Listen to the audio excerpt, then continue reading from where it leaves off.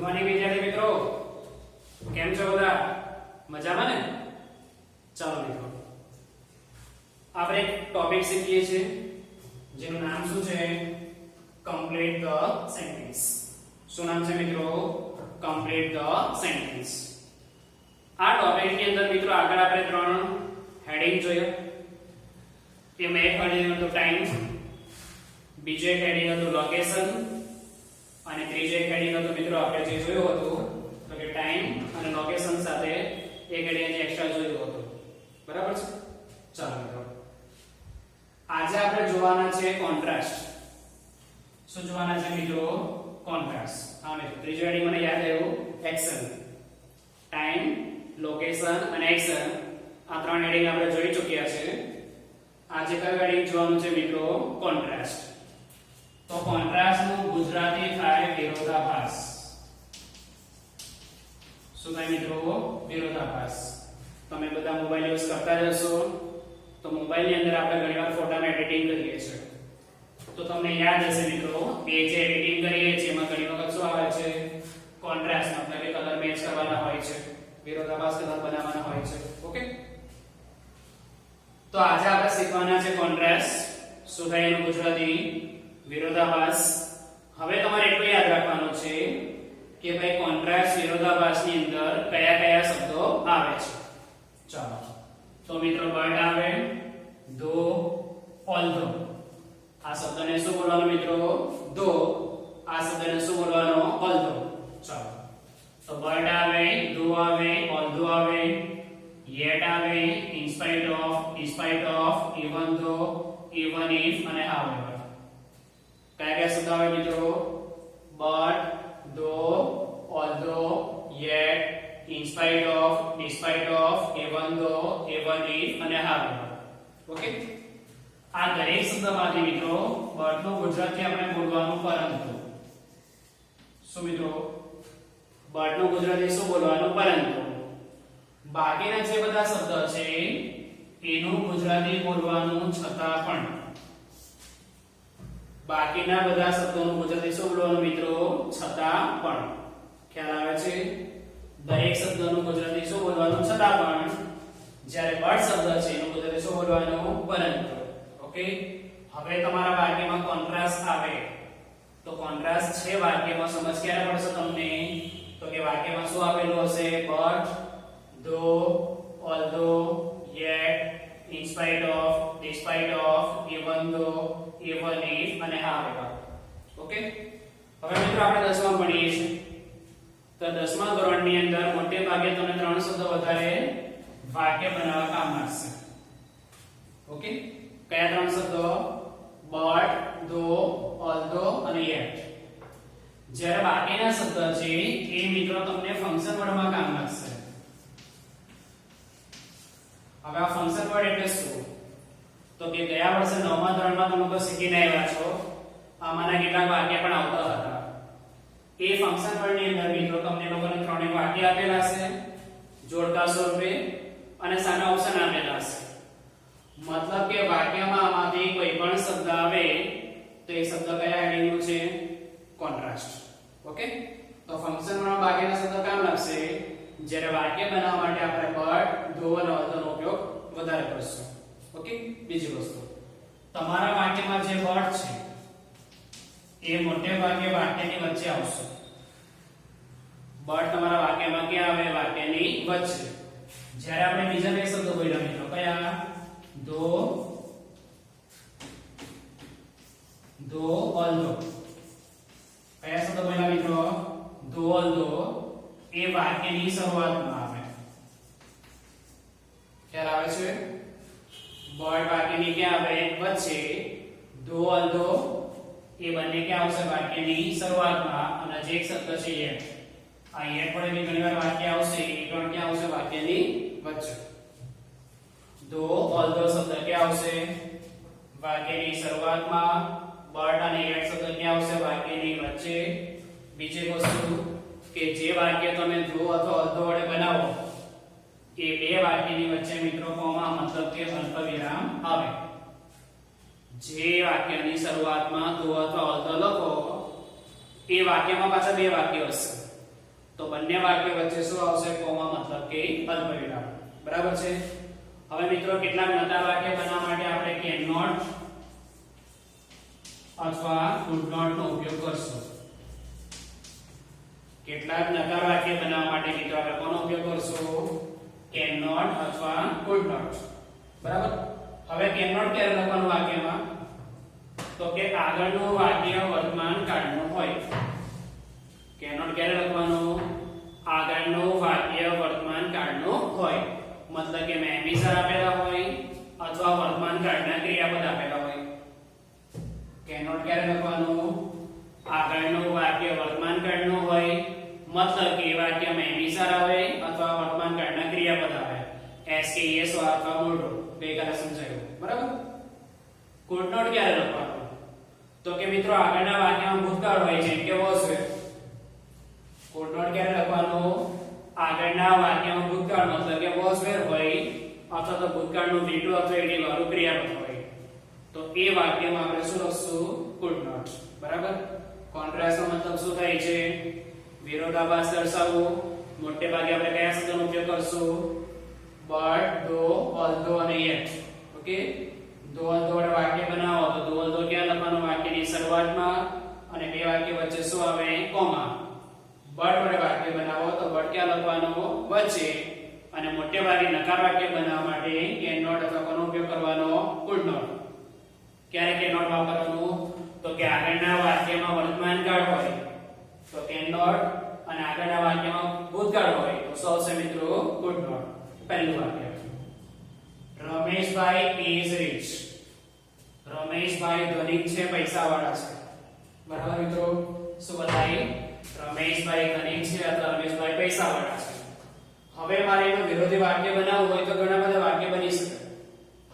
જેમ કે રમેશભાઈ ધનિક છે પરંતુ કંજૂસ છે. રમેશભાઈ ધનિક છે પરંતુ ખુશ નથી. બની શકે એવું? રમેશભાઈ કંજૂસ હોય. રમેશભાઈ ધનિક છે પરંતુ કંજૂસ છે. રમેશભાઈ ધનિક છે પરંતુ ખુશ નથી. તો આવા ઘણા બધા વાક્ય બનાવી શકીએ. હું વાક્યમાં એવું લખું છું કે રમેશભાઈ ધનિક છે પરંતુ, ચલો પરંતુ એટલે શું લખવાનું? બટ. પરંતુ એટલે શું લખવાનું મિત્રો? બટ. તે ખુશ નથી. ચલો તે એટલે શું લખવાનું? he is not happy. Okay. શું બન્યું વાક્ય? Rameshbhai is rich. રમેશભાઈ ધનિક છે but he is not happy. પરંતુ તે ખુશ નથી. હવે સાંભળજો મિત્રો. આ જ વાક્ય મારે ધો વડે લખવું છે. આ જ વાક્ય શેના વડે લખવું છે? ધો. ધો લખો કે અલ્ધો લખો બંને સરખું જ છે. તો જો ધો વડે વાક્ય બનાવો તો વાક્યની સ્ટાર્ટિંગમાં શું આવી જશે? ધો. વાક્યની સ્ટાર્ટિંગમાં શું આવી જાય? ધો. ધો રમેશભાઈ is rich. શું બનશે મિત્રો વાક્ય? ધો રમેશભાઈ is rich. પછી અહીં શું આવશે? બટની જગ્યાએ કોમા, અલ્પવિરામ. બટની જગ્યાએ શું આવશે મિત્રો? કોમા મતલબ કે અલ્પવિરામ. he is not happy. Okay. શું બનશે વાક્ય? ધો Rameshbhai is rich, he is not happy. Okay. ચાલો. Ram is clever in study. શું લખ્યું છે મિત્રો? Ram is clever in study. Ram ભણવામાં હોશિયાર છે. શું? રામ ભણવામાં હોશિયાર છે. તો આપણે મિત્રો હોશિયાર જે છે એના પરથી બીજા બે ત્રણ વાક્ય આપણે એમાં વિરોધી લખી શકીએ. જેમ કે રામ ભણવામાં હોશિયાર છે પરંતુ આળસુ છે. રામ ભણવામાં હોશિયાર છે પરંતુ આળસુ છે. રામ ભણવામાં હોશિયાર છે પરંતુ તોફાની છે. રામ ભણવામાં હોશિયાર છે પરંતુ તોફાની છે. અથવા એમ લખી શકીએ કે રામ ભણવામાં હોશિયાર છે પરંતુ છેલ્લી પરીક્ષામાં ફેલ થયો. ઓકે. ચાલો હું આ કેવું લખું છું કે રામ ભણવામાં હોશિયાર છે પરંતુ તે આળસુ છે. રામ ભણવામાં હોશિયાર છે પરંતુ તે આળસુ છે. ચાલો મિત્રો, પરંતુ તે એટલે શું આવશે? પહેલા બટ આવશે. પરંતુ એટલે શું આવશે? બટ. તે આળસુ છે. તે એટલે શું કહેવાશે? he is. આળસુ ને કહેવાય lazy. આળસુ ને શું કહેવાય? lazy. પરંતુ તે આળસુ છે. ઓકે. ચાલો. નયન ran fast. ran એટલે દોડ્યો અને fast એટલે ઝડપથી. નયન ઝડપથી દોડ્યો. શું બોલાય મિત્રો? નયન ઝડપથી દોડ્યો. હવે એનો વિરોધાભાસ વાક્ય બોલવા હોય તો કે નયન ઝડપથી દોડ્યો પરંતુ તે રેસ જીતી શક્યો નહીં. નયન ઝડપથી દોડ્યો પરંતુ તે બસ પકડી શક્યો નહીં. નયન ઝડપથી દોડ્યો પરંતુ તે ટ્રેન પકડી શક્યો નહીં. ઓકે, ચાલો આપણે લખીએ છીએ કે નયન ઝડપથી દોડ્યો પરંતુ તે ટ્રેન પકડી શક્યો નહીં. શું બોલો મિત્રો? નયન ઝડપથી દોડ્યો પરંતુ તે ટ્રેન પકડી શક્યો નહીં. ચાલો, પરંતુ એટલે સૌથી પહેલા અહીં શું લખવાનું મિત્રો? બટ. પરંતુ એટલે શું લખવાનું? બટ. પછી તે એટલે શું લખવાનું? થી. હવે મેં શું કીધું કે નકાર વાક્ય બનાવવા માટે કેન નોટ કે કુડ નોટ નો ઉપયોગ થાય. તો કેન નોટ નો મતલબ એટલે બોલાય શકે નહીં. કેન નોટ નો ગુજરાતી શું બોલાય? શકે નહીં. અને કુડ નોટ નો ગુજરાતી શું બોલાય? શક્યો નહીં. મતલબ કે આ વર્તમાન કાળમાં આ ભૂતકાળમાં. પરંતુ તે ટ્રેન પકડી શક્યો નહીં. તો સૌથી પહેલા જોઈ લો ટ્રેન એટલે ભૂતકાળનું ક્રિયાપદ થઈ ગયું. બોલો જવાબમાં કેન આવે કે કુડ આવશે? કુડ આવશે. ચાલો તો શું આવશે? હી could not. શું આવશે મિત્રો? but he could not. ચાલો પકડો ને ઇંગ્લિશમાં શું કહેવાય? catch. પકડો ને ઇંગ્લિશમાં શું કહેવાય મિત્રો? catch. બોલો શું નહીં પકડી શક્યો? the train. ઓકે, ફરીથી નયન ran fast. ગુજરાતી નયન ઝડપથી દોડ્યો but પરંતુ he could not catch the train. પરંતુ એ ટ્રેન પકડી શક્યો નહીં. આ જ વાક્ય મિત્રો મારે દો વડે બનાવવું છે. તો શું આવશે? ધો નયન ran fast. શું આવશે મિત્રો? ધો નયન ran fast he could not catch the train. but નીકળી જાય એની જગ્યા પર શું આવી જાય? Comma. he could not catch the train. ચાલો મિત્રો, રવિ went to school. શું લખ્યું છું?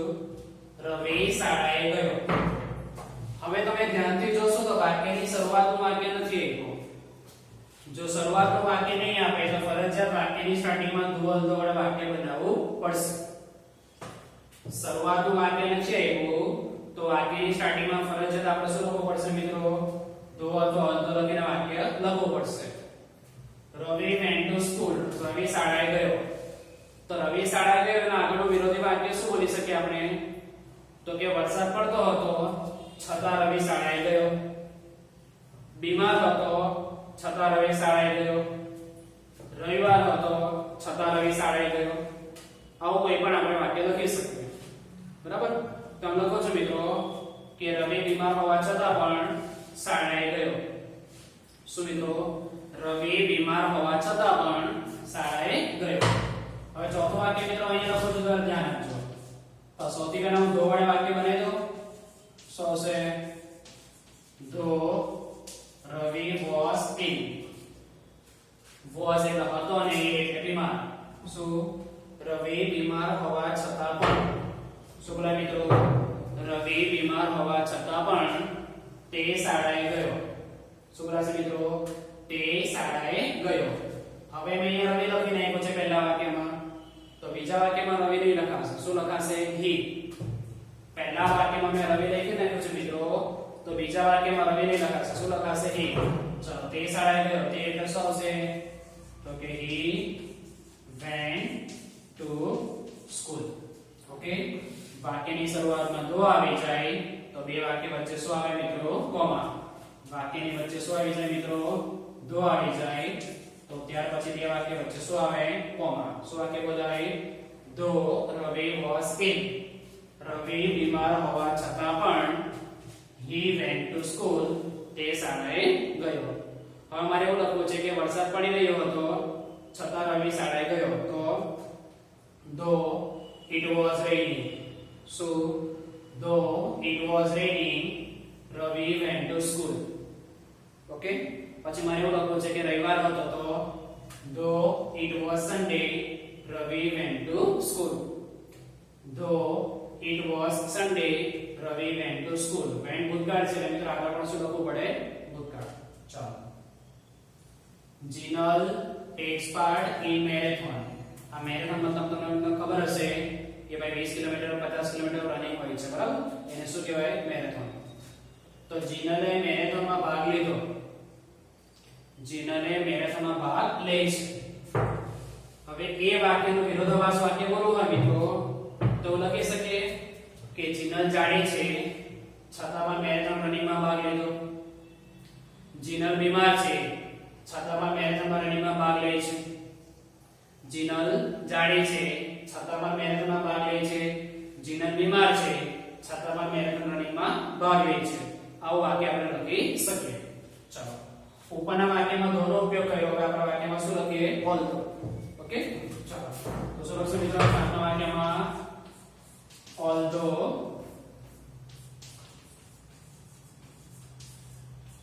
જીનલ is fat બરાબર ફેટ એટલે શું થાય મિત્રો જાડી although Jinal is fat Jinal જાડી હોવા છતાં પણ શું મિત્રો although Jinal is fat Jinal જાડી હોવા છતાં પણ તેણે મેરેથોનમાં ભાગ લીધો તેણે એટલે જીનલની જગ્યાએ શું થઈ જશે હવે સી તેણે એટલે જીનલની જગ્યાએ શું થઈ જશે મિત્રો સી ચાલો પછી શું આવશે takes part in marathon okay so બનશે વાક્ય although Jinal is fat Jinal જાડી હોવા છતાં પણ she takes part in marathon તેણે મેરેથોનમાં ભાગ લે છે ચાલો mister Patel is fat mister Patel જાડા છે શું લખો મિત્રો mister Patel is fat mister Patel જાડા છે પરંતુ તે ઝડપથી દોડી શકે છે સો મિસ્ટર પટેલ જાડા છે પરંતુ તે ઝડપથી દોડી શકે છે ચલો મિત્રો પરંતુ એટલે શું આવશે બટ લખવાનું પરંતુ એટલે શું આવશે બટ તે એટલે શું લખવાનું હી શકે છે તો કેન આવશે શકે છે તો શું આવશે કેન હી કેન ઝડપથી દોડી શકે છે તો run fast okay mister Patel is fat mister Patel જાડા છે but he can run fast તે ઝડપથી દોડી શકે છે આ વાક્ય દોડ લખો તો મિત્રો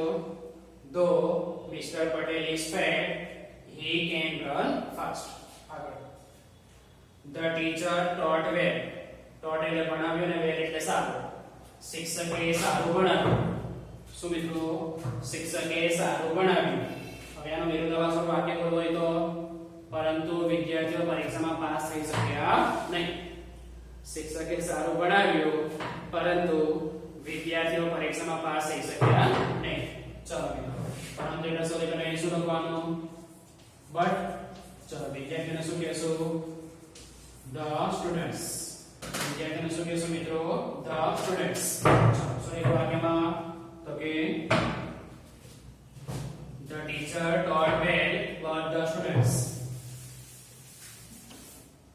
ચાલો શું લખ્યું મિત્રો but the students શક્ય નહીં એટલે શું આવશે could not but the students could not pass in exam બરાબર મિત્રો શું આવશે the teacher taught well શિક્ષકે સારું ભણાવ્યું but the students could not pass in exam વિદ્યાર્થીઓ પરીક્ષામાં પાસ થઈ શક્યા નહીં હવે મિત્રો તમારે could not pass નથી લખવું could not pass નથી લખવું તો એની જગ્યાએ ડાયરેક્ટ આમ પણ લખી શકાય fail લખી શકાય but the students failed in exam છોકરાઓ પાસ થઈ શક્યા નહીં અથવા છોકરાઓ ફેલ થયા બંને સરખું જ કહેવાય તો but the students failed in exam okay ચાલો જયંતિભાઈ is poor poor નો મતલબ મિત્રો ગરીબ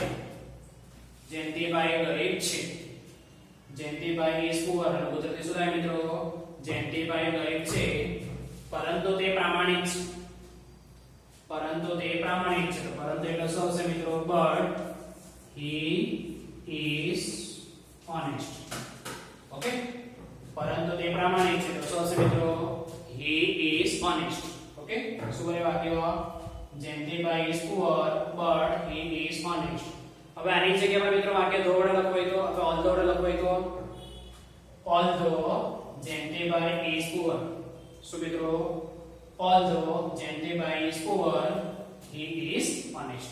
Okay, ચાલો. વિરાટ played well. વિરાટ સારો રમ્યો. વિરાટ played well. વિરાટ સારો રમ્યો, પરંતુ ટીમ ઇન્ડિયા મેચ જીતી શકી નહીં. પરંતુ ટીમ ઇન્ડિયા મેચ જીતી શકી નહીં. ચાલો મિત્રો, પરંતુ એટલા શબ્દ પહેલા શું લખવાનું? બટ. પછી શું લખશું આપણે? Team India. હવે આ પ્લેયર જો ભૂતકાળનું ક્રિયાપદ છે, તો કેન નોટ આવશે કે કુડ નોટ આવશે? કુડ નોટ આવશે મિત્રો. But team India could not win the match. Okay મિત્રો, so right, Virat played well. Virat સારો રમ્યો, but Team India could not win the match.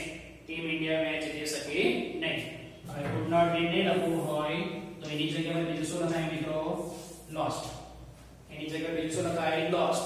But Team India lost the match. Okay, ચાલો. Hetal sang a song sweetly. હેતલે મધુર રીતે ગીત ગાયું. So મિત્રો, Hetal sang a song sweetly. હેતલે મધુર રીતે ગીત ગાયું. ચાલો, એનો વિરોધાભાસ વાક્ય બોલો હોય તો પરંતુ તે કોમ્પિટિશન જીતી શકી નહીં. પરંતુ તે કોમ્પિટિશન જીતી શકી નહીં. પરંતુ તે સ્પર્ધા હારી ગઈ. બોલી શકાય?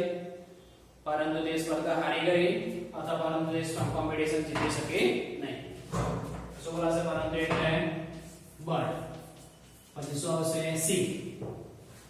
આગળ જો સેંગ ભૂતકાળનું ક્રિયાપદ છે.